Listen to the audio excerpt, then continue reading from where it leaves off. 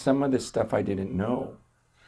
I didn't know that for the first 1,500 years of church history, everyone saw it as the literal body and blood of Christ.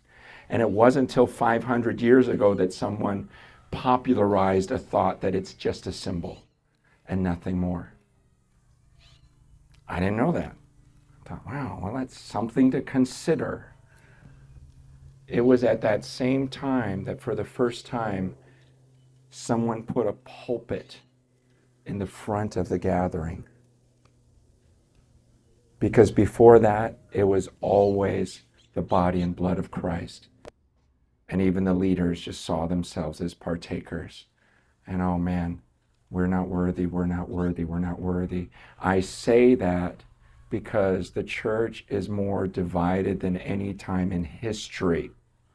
And for 1,000 years, there was just one church. Did you know that? We're so used to growing up in a time when literally there are over 30,000 Christian denominations right now. But for the first 1,000 years, there was just one. What was interesting is communion was at the center of the room every time they gathered. And it wasn't a pulpit where a guy preached after studying in his office by himself for 20 hours. I'm just saying, I believe there was something about taking communion out of the center of the church and replace it with a gifted speaker.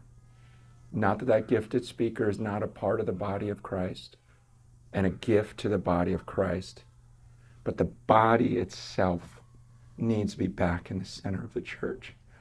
You guys, I've been dreaming about this. I've been praying about this, going, man, I would love it if one day in our country here in the U.S., people understood the body of Christ, that they were just a part of it, and they got excited to gather and partake of the body and blood of Christ.